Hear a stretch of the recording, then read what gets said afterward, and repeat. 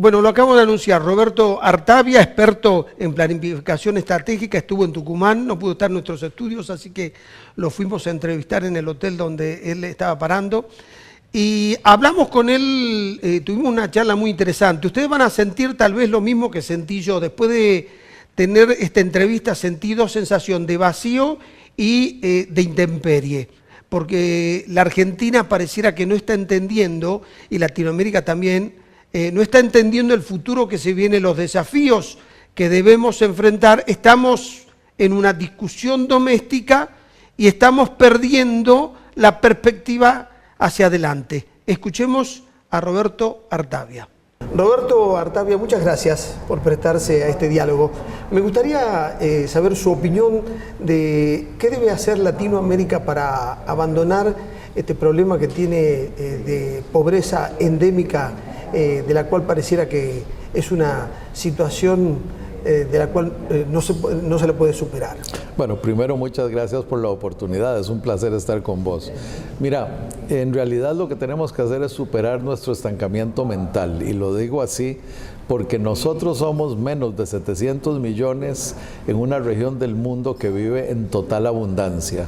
Tenemos exceso de energía, exceso de agua, exceso de biodiversidad, tenemos flora y fauna maravillosa, capacidad productiva, suelos fértiles, mares ricos. Realmente no hay ninguna razón para que todos nosotros no fuéramos relativamente ricos en las ecuaciones del desarrollo mundial de hoy.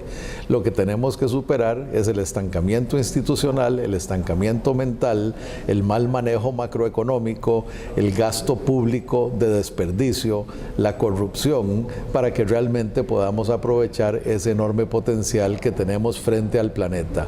Un planeta donde hoy África, Asia y hasta cierto punto Europa viven en una relativa escasez, agobiados por el cambio climático, agobiados por una situación de naturaleza insostenible frente a la masa demográfica, y donde entonces realmente nosotros somos los hermanos ricos, los hermanos que podríamos vender los servicios ambientales, la creatividad, la innovación en todos estos temas fundamentales, los alimentos en buena parte, y así convertirnos en las naciones poderosas desde el punto de vista de crecimiento y de equidad social que debemos ser.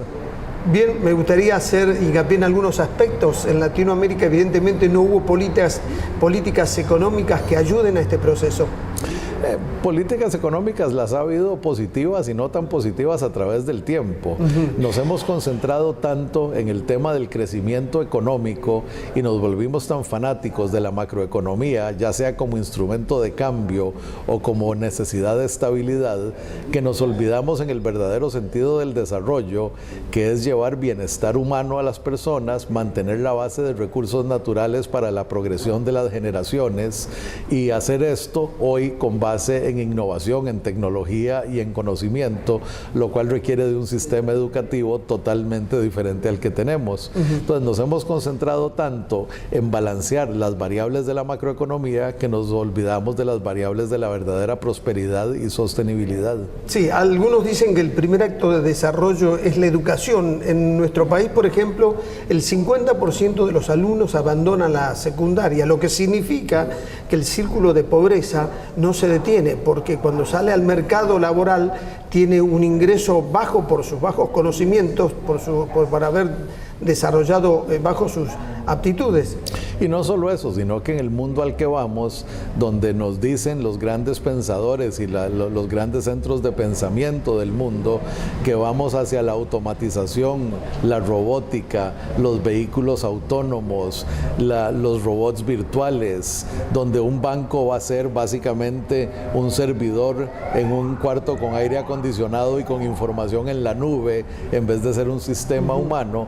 Todos esos trabajadores de los niveles medio y bajo se ven en riesgo de ser sustituidos muy rápidamente.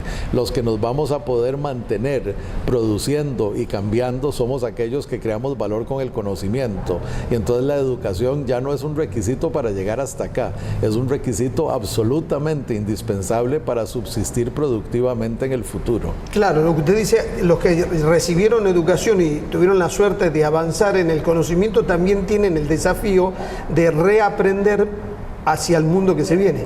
Por un lado, tienen la capacidad de aprender, de reinventarse, de reaccionar productivamente a la situación que enfrentan, pero si mi única habilidad es de destreza manual, de sembrar un campo o de procesar una información, puedo ser muy fácilmente sustituido por toda esta automatización.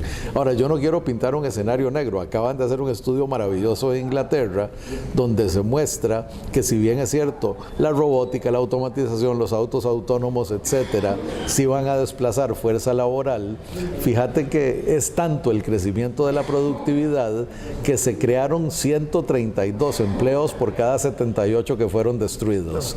El problema es que estos 132 empleos necesitaban conocimientos tecnológicos y de manejo y científicos avanzados para participar en esa economía del futuro. Entonces el problema no es que no va a haber empleo, es que no va a haber empleo para gente que no llene esa función educativa en el nivel adecuado. Bueno, este es el desafío del sistema educativo y del de las personas. El otro problema que yo veo que en Latinoamérica al pobre se le da un mensaje discapacitante que dice que porque es pobre no puede desarrollar ninguna tarea, por lo tanto hay que permanentemente subsidiarlo, y eso es quitarle el potencial que esas personas tienen para poder generar su propio desarrollo. Y lo que termina pasando es que tanto en el Estado como la gente que está en pobreza les agregamos subsidios, derechos, mecanismos de compensación en vez de crearles educación, estímulos, capacidad de emprendimiento y de superarse. Entonces se les vuelve una trampa de la que no pueden salir. Claro. Inclusive muchas veces cuando hacemos cosas relativamente buenas como promover emprendimientos, estos son emprendimientos de subsistencia que apenas alcanzan una clase media estable, se congela el proyecto en vez de realmente proyectarse para que se conviertan en empresas globales o en empresas regionales que puedan cambiar desde un emprendedor chiquito, avanzar a los mercados de la región y el mundo con confianza y con convicción. Entonces tenemos que romper muchas barreras, algunas son institucionales, otras son mentales, pero lo que no queda duda es que todas son reales. Entonces necesitamos repensar nuestro modelo de desarrollo. Bien, es interesante su mirada porque esto significa que el subdesarrollo no es un problema solo de economía, de instituciones, también es un problema cultural. No, y fíjate que, por ejemplo, nosotros utilizamos un instrumento que se llama el índice de progreso social. El progreso social se define como la capacidad de una sociedad de satisfacer las necesidades básicas de su población, de instrumentar la movilidad social y de crear un ambiente donde cada ciudadano tenga la oportunidad de desarrollar su pleno potencial. Esto tiene 12 componentes y 52 indicadores. Y en América Latina, en diferentes países, comunidades, hay necesidades en prácticamente todas las áreas. Bueno, cada necesidad debiera tener una respuesta de emprendimiento, más que una respuesta institucional, gubernamental, una respuesta de emprendedores sociales con o sin fines de lucro que crean una solución, ojalá tecnológica, innovadora a esa problemática. Pero ¿qué es lo que pasa con nosotros? Que como estamos tan acostumbrados a que el gobierno tiene la responsabilidad por el bienestar, lo que hacemos es crear otra burocracia llena de derechos, llena de corrupción, llena de procesos engorrosos, y ni solucionamos el problema y más bien agravamos la otra parte. Entonces tenemos que cambiar la mentalidad. Los problemas de la humanidad, sean productivos, sean sociales, sean ambientales, deben solucionarse con el emprendimiento de una población motivada y con la instrumentación debida para hacerlo. En una oportunidad escuché una frase que siempre me conmovió, que el Estado en Latinoamérica es demasiado grande para dar soluciones pequeñas y demasiado chico para pensar las soluciones grandes. Sí, tiene esa pequeñez mental, diría yo, sobre todo, que le impide evolucionar. Por ejemplo, si vos ves lo que requiere un sistema educativo moderno, ya no vale ni siquiera la pena discutir el sistema educativo que tenemos actual, no solo por lo que apuntás, que solo gradúa a la mitad de la gente que debe graduar, sino porque aún los graduados están recibiendo una educación que no es relevante verdaderamente para el futuro. Entonces hay que quebrarle el espinazo, hay que reformar a los maestros, hay que cambiar el objetivo del sistema educativo desde su punto de vista más esencial. Pero ¿quién está pensando esto en Argentina o en Costa Rica, para el caso? Lo hacemos algunos que andamos en esto, ¿verdad? Dando estas charlas y teniendo estas entrevistas y tratando de correr un poquito la raya para que esto mejore, pero realmente no tenemos todavía una reacción institucional definitiva. A mí me desgasta enormemente oír, y estamos Costa Rica y Argentina en la misma situación de un déficit fiscal, que se nos va la moneda, que se aumenta la pobreza, que se aumenta el desempleo, y a mí esto simplemente me cansa. Eso ya se sabe cómo se arregla. Eso, los problemas de la estructuración macroeconómica, las soluciones son ampliamente conocidas y se puede hacer desde un modelo estatista como en Escandinavia o desde un modelo menos estatista como Nueva Zelanda, y los dos son válidos y los dos son en democracia. Entonces eso ya lo debiéramos solucionar y debiéramos enfocarnos a estos grandes problemas de transformación con toda la energía del caso.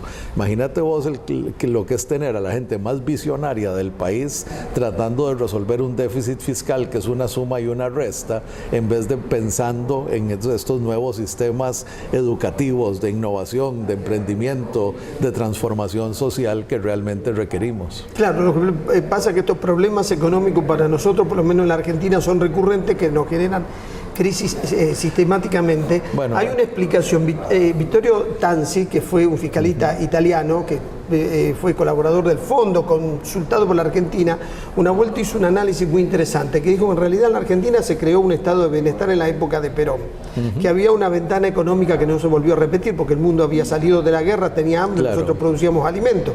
El problema es que después el mundo avanzó, hizo lo que hacía la Argentina, entonces nos quitó mercado. Y que ese estado de bienestar es demasiado oneroso, se fue perfeccionando y bueno, no hay quien lo pueda sostener tal cual está planteado. Y es una muy buena definición, es muy parecido a lo que nos ocurre en Costa Rica, donde ya teníamos un estado gigante y en la crisis del 2008 se decidió evitar el desempleo ampliando el empleo público, entonces se nos hizo más grande todavía. Entonces la situación es muy parecida y la definición es muy correcta. Nosotros ya dimos un salto que no ha dado Argentina, nosotros diversificamos la economía en una forma impresionante, el 43% de nuestras exportaciones hoy son de alta tecnología y a 165 mercados del mundo. Obviamente, como economía pequeñita que somos totalmente abiertos al intercambio. Argentina tiene que darse cuenta que no solo tiene que ir por esa vía, como lo hizo Chile, como lo hizo Costa Rica, sino que ustedes son un poder en el mundo actual. El mundo actual requiere energía, requiere tierra fértil, requiere nuevas formas de producción de materiales, y todo lo tienen ustedes aquí. Hay 3 países en esta región, bueno, hay 5 en realidad: Perú, Colombia, Venezuela, Brasil y Argentina, que debieran ser los países del gran futuro global, porque tienen demografía relativamente pequeña para su riqueza natural y ambiental. Entonces, en un mundo de escasez de recursos naturales, en un mundo de cambio climático, en un mundo de grandes migraciones, donde va a haber hambrunas, donde va a haber desplazamientos, ustedes son los ricos del futuro. Pero en vez de aprovechar eso y convertirse en lo que debieran ser, van a estar discutiendo seguramente otra crisis fiscal dentro de 6 o 7 años. Eso no puede ser. Yo entiendo que el hombre es el único animal que tropieza 2 veces con la misma piedra, pero tropezar 7 veces con la misma piedra ya no es justificable.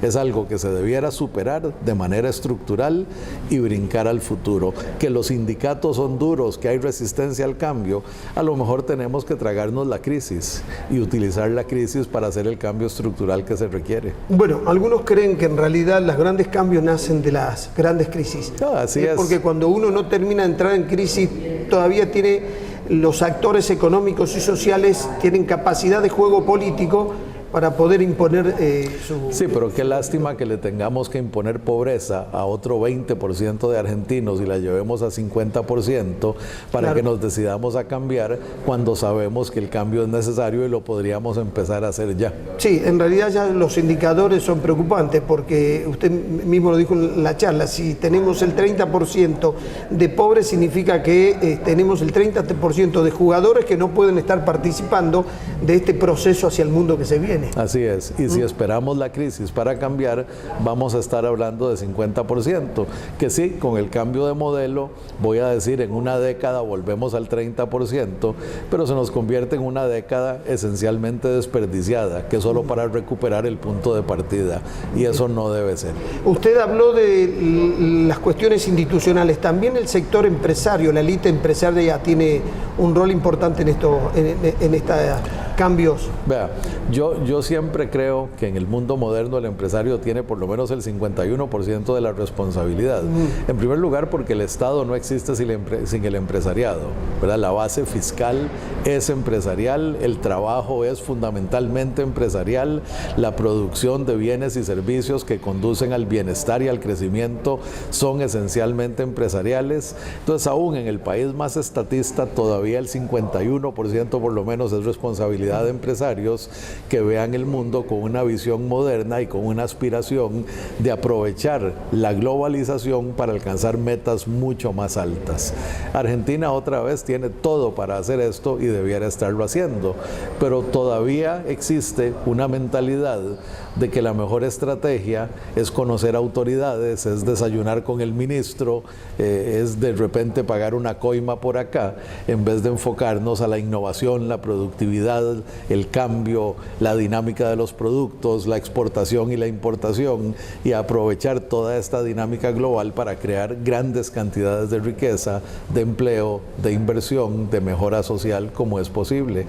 Una empresa que se planifica hoy, un sector productivo que se planifica hoy, no solo debiera ver cómo va a contribuir al Producto Interno Bruto, sino qué puentes de política económica va a crear para también mejorar el bienestar, el progreso social no solo de sus colaboradores, sino de su cadena de valor, de sus colaboradores directos, de sus clientes y demás. El motor de cambio es esencialmente privado hoy en todo el mundo. Entonces sí, si el empresario no cambia, aún si mañana tuviéramos una varita mágica y balanceamos la economía, si el empresario no cambia su mentalidad, no lo vamos a lograr. Bien. Artavia, muchas gracias por esta conversación, por estos conceptos, por dejarnos tan claras las ideas de cuál es el desafío que hoy tiene la Argentina. En realidad la Argentina y Latinoamérica, porque sin embargo termino con lo siguiente. Estoy en Argentina, uno, porque le tengo un gran cariño al país, pero segundo, porque creo que aquí es donde está el mayor potencial. Brasil está en un desarreglo completo, México no tiene los recursos, Colombia y Perú han empezado a hacer las cosas mejor, pero el gran potencial de ser potencia mundial en el futuro lo tiene Argentina. Y si no lo logran es porque no quisieron, no porque no sea posible. Bien, muchas gracias. Encantado, gracias.